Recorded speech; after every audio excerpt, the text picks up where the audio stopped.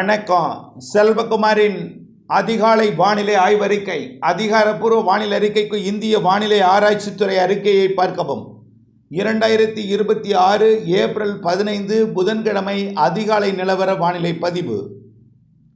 வானிலை அமைப்பு: உயரழுத்தம் தொடர்ந்து ஒரே இடத்துல ஒரே மாதிரியான காற்றோட வழித்தடத்தை அமைத்து கொண்டிருக்கிறது. அதாவது பாலக்காட்டு கணவாய் வழியாக கிழக்கு காற்றை, அதாவது உயரழுத்த காற்று, குளிர்ந்த காற்று 24 மணி நேரமும் பயணிக்கும் பொழுது பகலிலே வெப்பமடைந்து அதில் இருக்கக்கூடிய நீராவி வளிமண்டலத்தின் மேலடுக்குக்கு போக வறண்ட காற்றாக மேற்கு மாவட்டங்கள் நோக்கி அனல் காற்றாக தொடர்ந்து வீசிக்கொண்டிருக்கிறது. இரவு நேரத்தில் குளிர்ந்த சீதோஷ நிலையும் பெரும்பாலும் மேற்கு மாவட்டங்களில் நள்ளிரவுக்கு பிறகு அதிகாலை காலை நேரத்தில் குளிர்ந்த சீதோஷ நிலையும், பிறகு மதியத்தை விட மாலையிலையும் பின்மாலை கடும் வெயில், அனல், வெப்பம், புழுக்கம் நிலவுகிறது. இந்த நிலை வரக்கூடிய சனிக்கிழமை வரை தொடரும் என்று எதிர்பார்த்த நிலையில் ஞாயிற்றுக்கிழமை வரைக்கும் தொடரும் என்று எதிர்பார்க்கப்படுகிறது. அதாவது திருநெல்வேலி, விருதுநகர், கோவில்பட்டி மற்றும் சிவகாசி, அப்படியே மதுரை, இந்த இடத்துல வெப்பம் கண்டிப்பாக 100-102 டிகிரி வரைக்கும் போகும். இதற்கு வடக்கே இருக்கக்கூடிய திண்டுக்கல் மாவட்டத்தின் பகுதிகள், கரூர் மாவட்ட, திருச்சி மாவட்ட, நாமக்கல், சேலம் மாவட்ட பகுதிகள் 103-104 வரைக்கும் போகும். 104. கரூர் மற்றும் ஈரோடு மாவட்டத்தில், குறிப்பாக கரூர், பரமத்தி மற்றும் தாராபுரம், அரவக்குறிச்சி, இங்கெல்லாம் 103 டிகிரியை எட்டும். கோயம்புத்தூரே 100 டிகிரி எட்டும்னா நேற்றைக்கு 100 டிகிரி எட்டிவிட்டது. இந்த 100 டிகிரி என்பது வரக்கூடிய வெள்ளிக்கிழமை வரைக்குமே கோயம்புத்தூருக்கு 100 டிகிரி தான். ஏன் சனி ஞாயிற்றுக்கிழமை வரைக்கும் கூட கோயம்புத்தூருக்கு 100 டிகிரி இருப்பதற்கு வாய்ப்பு இருக்குது. காரணம், இதே நிலை, இதே கிழக்கு காற்று, இதே உயரழுத்த காற்று வளிமண்டலத்திலிருந்து கடலோரம் இறங்க, கடலோரத்திலிருந்து உள்ளே பயணிக்கக்கூடிய காற்று, அதில் இருக்கக்கூடிய ஈரப்பதம் வெப்பமடைந்து மேலிட வறண்ட காற்றாக, அனல் காற்றாக பாலக்காட்டு கணவாய் நோக்கி பயணிக்கும் பொழுது மேற்கு மாவட்டங்கள், கணவாய் பகுதி, பொள்ளாச்சி உள்ளிட்ட பகுதிகளுக்கெல்லாம் கடும் வெப்பம் நிலவும். உடுமலைப்பேட்டை, இது நம்ம இன்றைக்கி சொல்லலைங்க, தொடர்ந்து சொல்லிகிட்டே வர்றோம். நாம் நம்ம வரைபடத்தை பாருங்கள், எல்லாமே பிங்க் கலரில் இருக்கும். பிங்க் கலரில் எங்கே இருக்குது பாருங்கள், தெலுங்கானா, ஆந்திர பிரதேசம், தெலுங்கானாவோட ஹைதராபாத் கிடையாது, ஹைதராபாத் தவிர்த்த பிற சுற்றுவட்டார தெலுங்கானா பகுதி, பெரும்பாலான ஆந்திர பிரதேச பகுதி, கர்நாடகாவின் வடக்கு பகுதி, மகாராஷ்டிராவோட கிழக்கு பகுதி, மத்திய பிரதேச பகுதி, இதெல்லாம் பாருங்கள் பிங்க் வண்ணத்தில் இருக்குது. இது எல்லாமே 105, 106, 107 டிகிரி, 108 வரைக்கும் போயிடுச்சு. 110 வரைக்கும் கூட போகுது ஃபேரன்ஹீட்டில். ஆனால் அந்த வெப்பம் இங்கே இல்லை. இங்கே எவ்வளோ இருக்குது பாருங்கள், ஆங்காங்கே ஒரு சில இடங்களில் லைட் டார்க் ப்ரௌன், அப்படியே லைட்டாக அது பிங்காக இருக்குது, அவ்வளோதான்.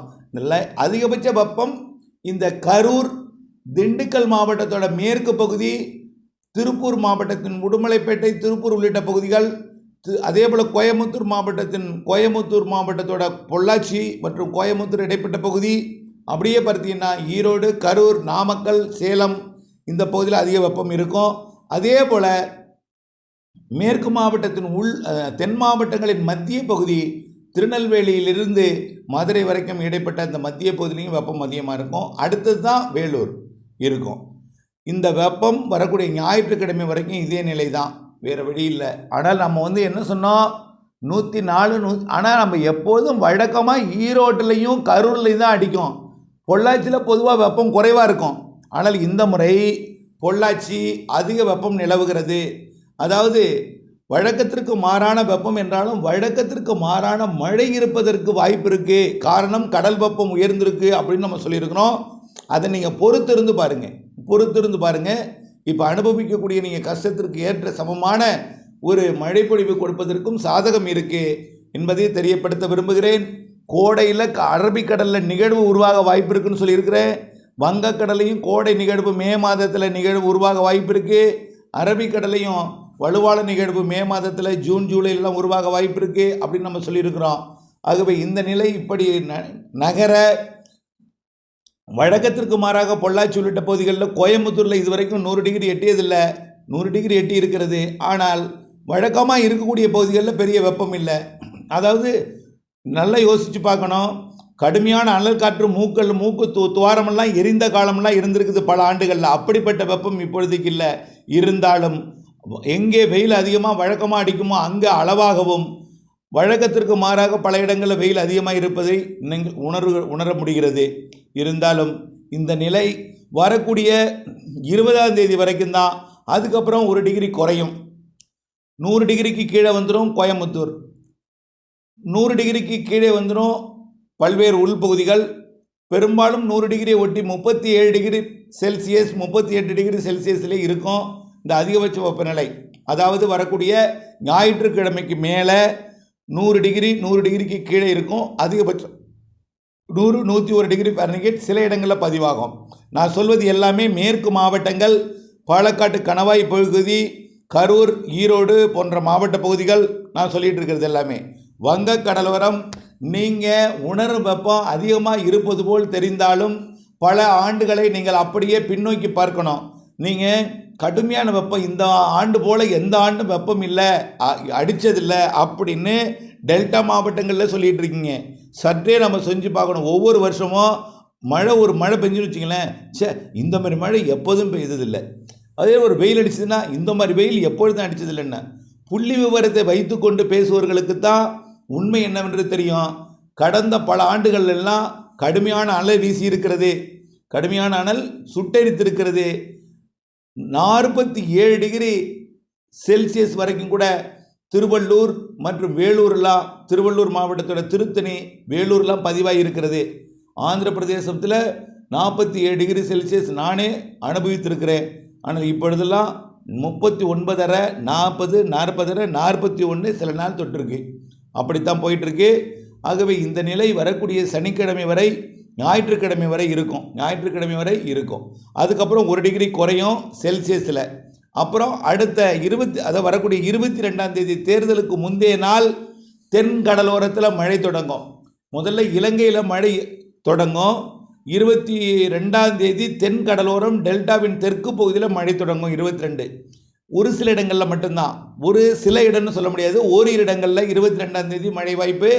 தென் கடலோரம் டெல்டாவின் தெற்கு பகுதியில் 23ஆம் தேதி உறுதியாக தென் கடலோரம், தென் மாவட்டங்களின் உள்பகுதி, தென் மாவட்டங்களின் மேற்கு தொடர்ச்சி மலைப்பகுதி, டெல்டாவில் ஒரு சில இடங்களில் 23ஆம் தேதி தேர்தல் அன்றைக்கு மாலையில் அல்லது நள்ளிரவு, முன்னிரவு, அடுத்த நாள் அதிகாலை 24ஆம் தேதி அதிகாலையில் ஒரு சில இடங்களில் மழை வாய்ப்பு இருக்குது.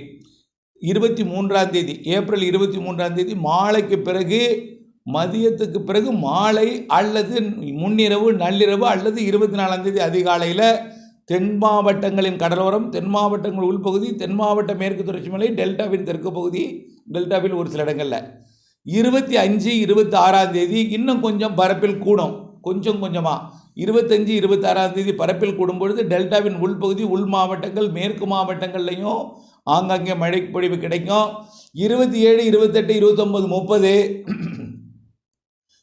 சேலம், நாமக்கல், கடலூர், கள்ளக்குறிச்சி, விழுப்புரம், புதுச்சேரி மற்றும் அரியலூர், பெரம்பலூர்லாம் கிடைக்க தொடங்கும். ஆக மாத இறுதி நாளில் தமிழ்நாட்டிற்கு வெப்பச்சலன இடிமழை பொழிவு கிடைக்க இருக்கிறது.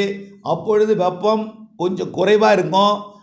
ஆனால் சூரியனின் குத்துக்கதிர் ஏப்ரல் 25, 26ஆம் தேதி தான் திருவள்ளூரை விட்டு விலகும். 27ஆம் தேதி தான் தடாவை விட்டு விலகி போகும். ஆகவே ஏப்ரல் 26 வரைக்கும் தமிழ்நாட்டில் சூரியன் குத்துக்கதிர் விழுந்தாலும் வரக்கூடிய 22ஆம் தேதியிலிருந்து மழை வாய்ப்பு ஏற்பட இருக்கிறது. அந்த நாட்களிலே முற்பகலிலே புழுக்கம், வேர்வை இருக்கும். மழை இடிமழை வரும் வரைக்கும் புழுக்கம், வேர்வை இருக்கும். மாலை இரவில் 22ஆம் தேதிக்கு மேல் 22 ஓரிரு இடங்கள், 23 ஒரு சில இடங்கள், 24 ஆங்காங்கே, 25 இன்னும் கொஞ்சம் கூடுதல் பரப்பு, 26, 27 இன்னும் கொஞ்சம் கூடுதல் பரப்புன்னு சொல்லி மாத இறுதி நாட்களில் தமிழ்நாட்டில் பெரும்பாலான மாவட்டங்களுக்கு மழை பொழிவு கொடுப்பதற்கு சாதகம் ஏற்பட்டிருக்கிறது.